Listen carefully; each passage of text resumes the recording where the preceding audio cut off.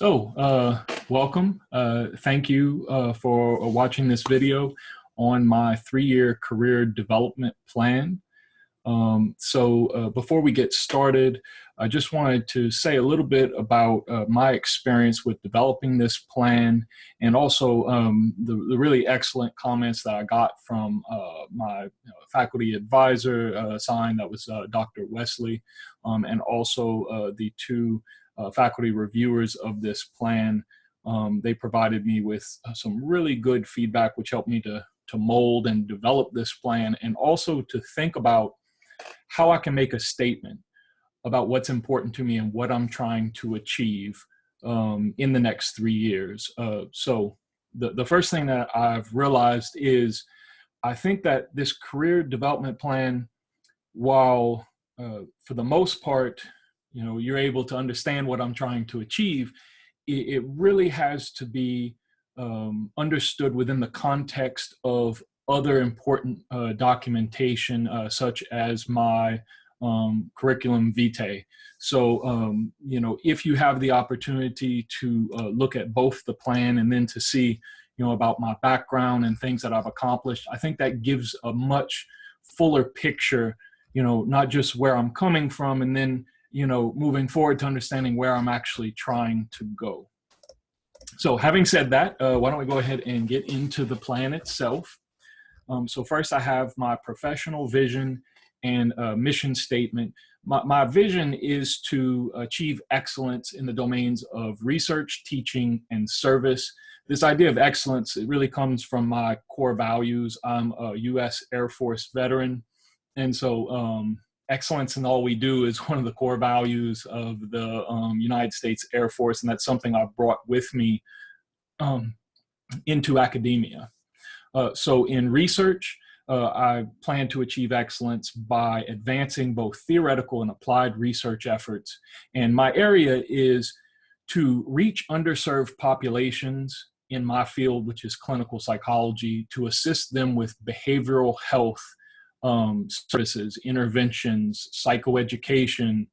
Another important part of my background is I come from very low-income environments. I lived, growing up all throughout the United States, and had parents that really suffered from a lot of different issues. And those experiences that I had growing up, and then the struggles to, make it to this next level, to get into, even completing my undergraduate's degree, and of course, moving on to getting a PhD was tremendously difficult. Because I lacked a lot of the resources that I think individuals from middle class and upper class socioeconomic statuses have. And so, that affected me profoundly in making me want to be able to extend not only, clinical services to individuals from those environments who are suffering and can't access, affordable or, good evidence-based care, but also to think about the experience of students who are trying to, make it out of some of those environments and to better themselves and the struggles that they experience. My purpose is to be there for individuals who are struggling with those sorts of issues, whether it's clinical or whether it's just self-improvement. That's really my goal, and I want to do that through excellence in pretty much all these different domains: research, teaching, and also in service both to the university and to my field. So my mission really is that to produce these, theoretical and applied research products that can make a difference for those communities. And then also to inspire the students that I work with to advance similar research goals, and, to either go into the same field that I'm in, or to find some other ways that they can contribute, but definitely moving forward in their lives. And then finally, to build up JSU, the department, the college, the university, to, provide an infrastructure to reach into the communities directly, not just through research, not just through students going on and performing in their roles, but to do those great works here and now, within the university, within Jackson, Mississippi, within the broader state of Mississippi. That's really what drives my passion and what I get really excited about, as you can probably tell as I'm talking about it. So having said all that, here is my 3-year career plan, which includes both short and long-term goals and objectives, which I believe will aid me in achieving these things I've just laid out. So first and importantly is my research and scholarly agenda. So as I said before, if you look at my CV and you can get sort of a sense of the type of research that the research projects I've been involved in the past, I have 2 main research focuses right now, or 2 ongoing projects. And one important one is something I call recovery-based relapse prevention. So prior to getting a job at JSU, I was a full-time VA clinical psychologist and also a research affiliate with the South Central MIREC, which is one of the research organizations in VA. And something that I was trying very hard to develop was this new treatment, group-based treatment approach called recovery-based relapse prevention. This comes from my background being a addictions counselor before even being a clinical psychologist, and having this sense that there's a gap between strong clinical psychologists, evidence-based treatment, and then lower levels of care where people participate in fellowships and other types of community groups. And it's almost like people get one or they get the other, and there's no bridge between these 2 types of approaches. And that bridge is very needed. So I developed an approach which I think meets the needs and includes important aspects of both sort of a traditional addictions-based fellowship style intervention approach, and then also strong behavioral treatment type focused interventions. Okay. And so one of my goals is to continue that very early line of research. So right now I just have the approach, but then to provide some evidence for that approach, to get grant funding and to move that through to becoming an evidence-based treatment in and of itself. Another ongoing line of research, this one I've done a lot more research on, is a treatment I created called the Brief Digital Accelerator treatment. It's sort of a proof of concept for using technology to change the way we do behavioral health. So this particular approach, I want to go into a tremendous amount of detail, but it uses an application which simulates actual gambling. So it's a slot machine, or it looks like a scratch-off ticket vending machine.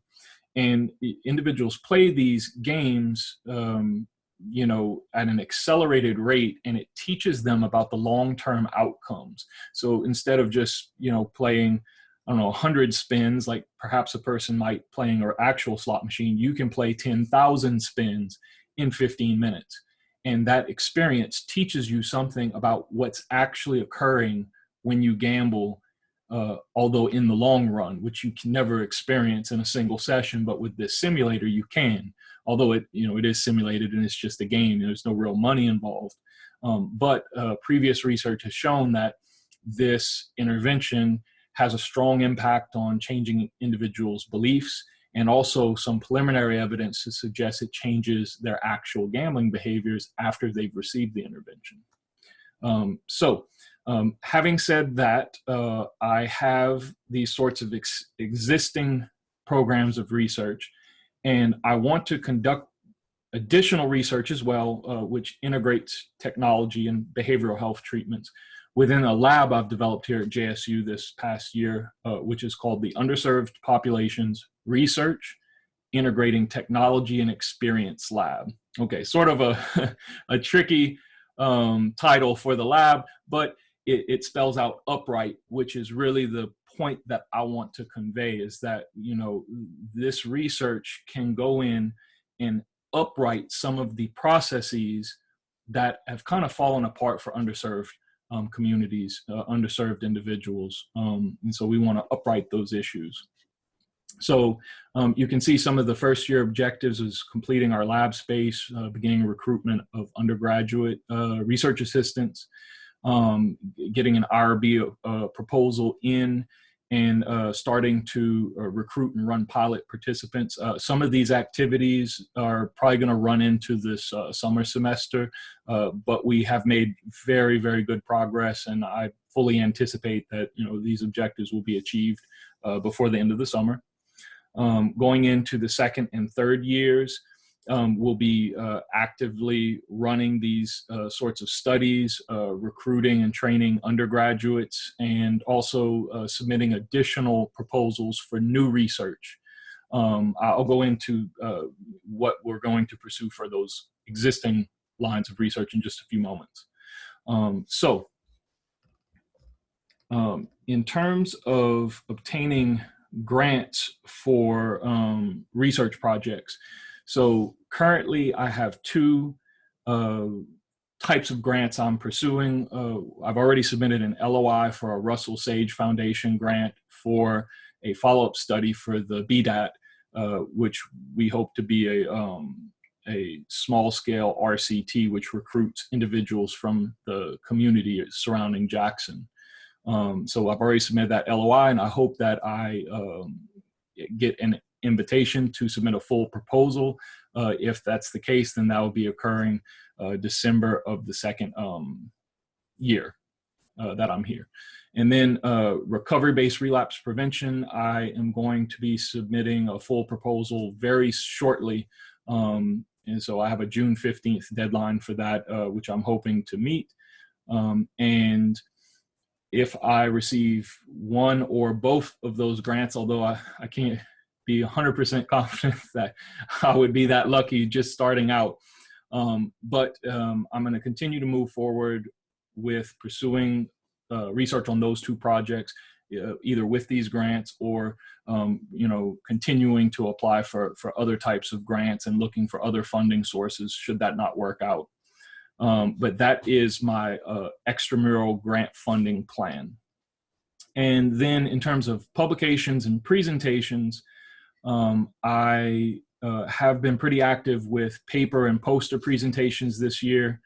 So I have already submitted to ABCT for a poster, MAS for a paper presentation, my NC National Council of Problem Gambling paper presentation actually was accepted, but then canceled because of COVID. But I have gotten all of those out. I'm still waiting on responses for the first two that I mentioned. And then I will continue to present or apply to present to for both poster and paper presentations. And I really would like to do a symposium. I've been talking about this with colleagues and other researchers for years to get something going on this idea of experiential technology. So that's something that I'll be planning in the upcoming year, although that's going to be for 2022 for ABCT if it were to be accepted. And in terms of community, like drawing in researchers from the community and continuing to work with those individuals as well as researchers within my department. I've been pretty active this year with networking, meeting with different people, both in the department and outside of the department. And next year, what I want to do is to solidify some of those relationships and actually have a club for applied clinical researchers or psychology researchers in Mississippi. And then through a very exciting program, which is currently approved and we're going to be starting in the summer, is a research pool for the Department of Psychology. That's also going to allow me to work with my colleagues in the Department of Psychology and to develop some projects where we explore hypotheses together as a whole and collect data and have data sets for students to be able to analyze and develop projects based off of. So the final piece of research is submission of manuscripts for publication. So this year I've drafted two manuscripts, which again is going to extend into the summer. I have a paper on the near miss phenomenon, which is pretty much finished. I'll be submitting to the Journal of Gambling Studies relatively shortly. And then my summer paper is going to be this Magic the Gathering in Mental Health, or mHealth, which is a really exciting paper. It's a theoretical concept paper. I've already submitted and had manuscripts published in Professional Psychology Research and Practice on a topic very similar. And the reviewers and the editor, had a very strong response to that paper and asked me if I ever had anything else along those lines, please resubmit. And so I plan to. And then in upcoming years, I have two, again, ongoing projects on another treatment which I'm involved with, which is called the cognitive motivational behavior therapy. So these are papers that were developed in collaboration with my research mentor up at the University at Albany, and we're continuing to look at that data set and to write papers. And so these are two planned papers that we have based on that existing data. So that gives me something to work on. I have plans to add additional papers there, but that again is completely dependent on funding. So if I get funding for either of the ongoing projects that I'm planning, then there will be opportunities to publish papers on those, perhaps preliminary data, also to do additional poster and paper presentations, and, you name it. Sky's the limit, but we have to have the money first.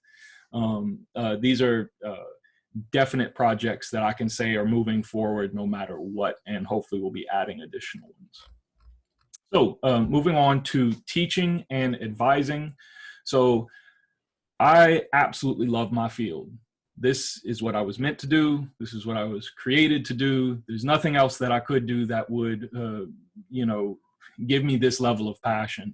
And so really, I just want my students to feel that same sort of way, or at least give them some spark where they can pursue careers in this area and possibly, share in my passion. Not just for psychologists more broadly, but for evidence-based treatment and behavioral health and clinical research, which is my specific area. So, I want to facilitate that through the lab that I've already talked about, but also with our undergraduates.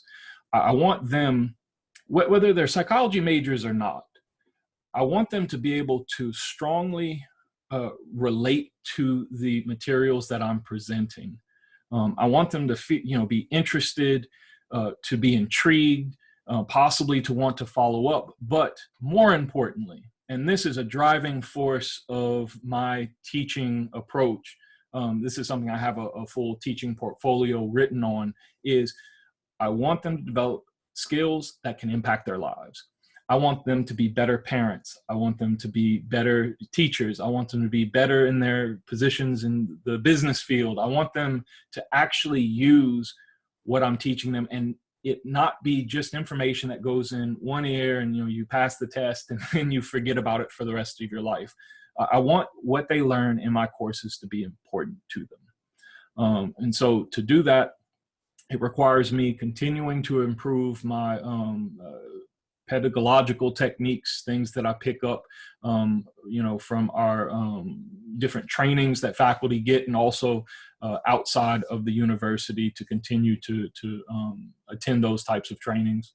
And then just to explore unique experience that will expand my repertoire. Being involved in research, being involved in clinical trainings, going to conferences. These are ways of me getting experiences that can then give me ideas and how I can actually implement new sorts of things, both with graduates, students, and undergraduates. So for teaching, something I've been very happy to see and something I've been able to implement this year is a JSU clinical psychology writing team.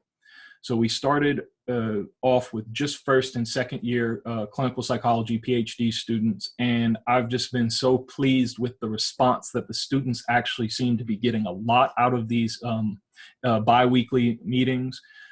They are progressing in their papers. They're progressing in their approach to theory and also statistical techniques. There's been a lot of professional development.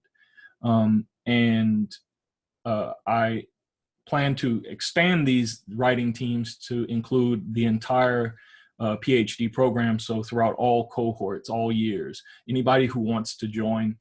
And next year, we're going to be expanding to include undergraduate psychology majors. So there's also a developmental model going where for this upcoming writing teams, we're going to develop one where it's you have first and then second years. So the second years are then modeling and helping the first years. Then we'll have another team, which is third and fourth years. And then of course the fourth years are helping the third years out. And then in both teams, we have undergraduates, and they are just absorbing things that they're learning from these PhD students and from, faculty who are involved in the writing team. And based on this, these efforts, which I think are really valuable to the students and also to me, because I'm participating right alongside them, I think there's a possibility that in the future I could apply for excellence in teaching and advising awards. That's always my goal, is to make sure that I have achievements that are noteworthy, that could produce a good application for those sorts of awards. So in the area of expanding the program and creating new graduate courses, I'm a big believer in evidence-based treatment. I'm VA trained, externship, internship, and postdoc, all VA sites, and the Veterans Affairs organization, they care about evidence-based treatments more than anything. They also are very keen on telehealth practices and technology. And so I want to create a course which prepares Jackson State students to go into settings like that and to be comfortable talking about packaged treatments, cognitive processing therapy, prolonged exposure, CBT for depression, CBT for substance use disorders, all packaged treatments. You do you're typically supposed to do every session the same way and then move through a sequence. That can be a bit daunting to individuals that haven't been trained in those sorts of methods and approaches. And so I want to give them the confidence where they can walk in, they can talk about those types of treatments with a high degree of familiarity. And so, of course, that's going to help them to get those top sites and to progress their careers. So I also, in addition to creating these new courses, I want to continue to have evidence of my effectiveness in teaching and to actually show that through Sears ratings in the active courses that I'll be teaching. Right now I'm teaching theories of personality, behavior therapy, research methods. I plan to continue to teach those same sorts of courses, perhaps branching out every once in a while, but really those are the areas where I have the most expertise. In advisement and mentorship, I'm just going to continue to take on new students, both as their academic advisor, as their research advisor, both for dissertations and second-year papers, and informal mentorship as well, especially for those undergraduates that might seek involvement in my research lab. I want to see those students who are actually, well, I shouldn't say that. Every single student is important, but undergraduates who have a chance to soak in all of this information about research and clinical psychology and are starting out fresh with these ideas, if they can progress into this field, if they can find positions in graduate programs, if they can found their own programs of research, if they can go on possibly to get faculty jobs, I really think that that is one of the most valuable things about our role as faculty members, is to be able to start students out with a very strong foundation. And that's how we create the most change. I thought a while back about what I was doing with my career and being a full-time clinician, and I can help a lot of people. In a single year as a clinician, I can help 50, 100, maybe 150 people. But working as a faculty member and training undergraduates and graduate students, and if they become experts in their roles, and they go out into the community and they create things, you know, never thought of before, there's the potential for one person to impact thousands and thousands of people. You know, there's this ripple effect that goes throughout all these different people's lives. And so that's what I want to achieve in terms of mentorship and training, is to extend the reach of all these things that I really care about through the students that I mentor and supervise. In terms of service, you know, I'm very active in my field, and I wish to be very active at Jackson State University, both within the department, within the college, and within the university. So the first steps to doing that is to work within committees, and I've actually joined a couple that I really love and I believe in. That's the assessment committee, which is going to help to evaluate our courses that we provide to students, and to provide evidence of, you know, student performance, and to be able to identify areas where they may be struggling, and then to change the curriculum if necessary, or change the course, basically to improve overall students' experiences, students' outcomes, and to make sure that we're meeting the mission that JSU puts forth for these students, and what our program has determined are the important outcomes, including interest in diversity and multiculturalism. These are very important things. And so we want to make sure that all of our courses have that central focus, and that we're, you know, all working together to get these students where they need to go. So I'm working with the assessment committee, and also with the APSC committee, being that I love clinical training. The Applied Psychological Services Center is a great place for me to be involved. Already this year, I've created, with the help of my colleagues, a digital library for our students. They're contributing lots and lots of resources. I get to be like the digital curator, just make sure that everything's labeled appropriately. But the students will have access to this, and this will advance their clinical training, that they have a wealth of different resources that all have been screened and sort of vetted, and we've all agreed are appropriate for them to be accessing. And, you know, we've also been looking at appropriate evaluation of clinical competencies. So again, just like with the department's assessment committee, similarly assessing clinical competencies within the APSC, making sure that students are progressing, moving forward, and giving them that feedback so that they can identify where they're at in their clinical experience and expertise, so that they can set goals for themselves. Coming up in the next year, I'll start supervising students, which I'm looking forward to, because I really do love clinical training.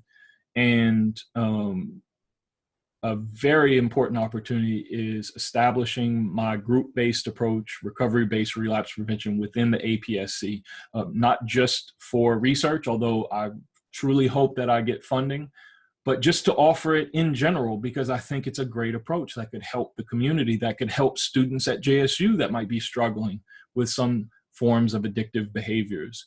And of course, all the students have asked for group approaches. They're looking forward to getting more experience with that modality. And again, something I've had a lot of experience with. I love running groups, and so I want to supervise them, make them great group leaders as well. So in terms of broader goals, interinstitutional collaborations, and also working, you know, within my field with other types of organizations, I've been in talks with lots of different individuals. I have some connections at UMMC. Of course, I have connections at the VA here in Jackson from my previous position. And I just want to continue to build those relationships, you know, training opportunities for our students at these different organizations, building research collaborations within these different organizations. See, all of those things, those relationships create a foundation for both the teaching and the research. And so that's exactly what you need to be successful in those areas, is a foundation, is a network and a community of different individuals who are like-minded, have similar goals, and are willing to help each other. So I want to foster those relationships because it benefits everybody. It's a win-win for those types of goals.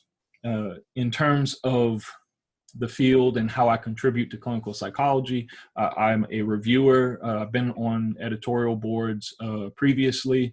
I'm looking to join some new editorial boards. Currently, I just do mostly invited reviews for quite a few different journals, but I actually just today had a very good meeting with the Journal of Technology and Behavioral Sciences. They have an annual reviewers meeting, and I got to meet a lot of really wonderful researchers and to share a lot of different ideas. And I'm looking to get more involved and asking if I can join their editorial board.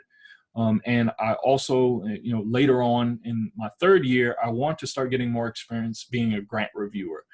I've heard that to get grant funded, one of the best things that you can do is become a grant reviewer so that you know everything that grant reviewers are looking for and you can speak to those things.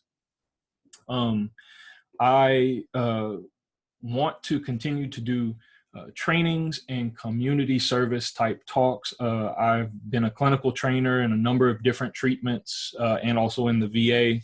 And so I want to continue to offer those types of experience to individuals, at UMMC, hopefully possibly getting back involved with the VA. And also through another opportunity, which I don't have written down here because it's relatively new, but with the Baptist Healthcare Network. And also finally with the APSC. So using the APSC as a venue for speaking, for holding sessions that can benefit individuals in the community or, JSU students. And getting the word out about APSC. I mean, I think people know about APSC, but it can't hurt to, shout a little louder, let people really hear, especially in rural areas, individuals who might really benefit from affordable,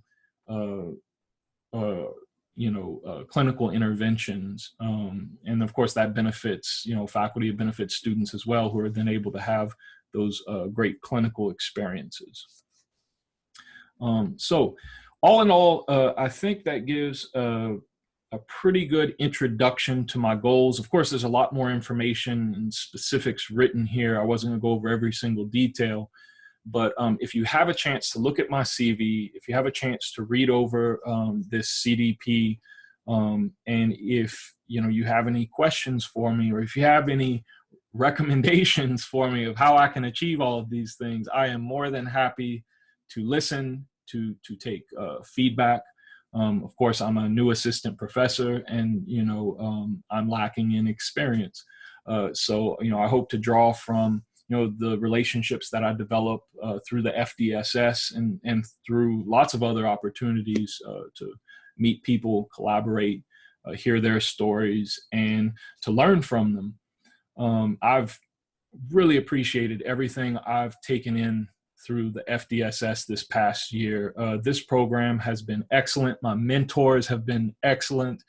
A big shout out to Dr. Wesley. Couldn't have done it without her. But I want to continue to meet with people and to figure out how I can achieve my overarching goal, which is excellence in all of these different areas.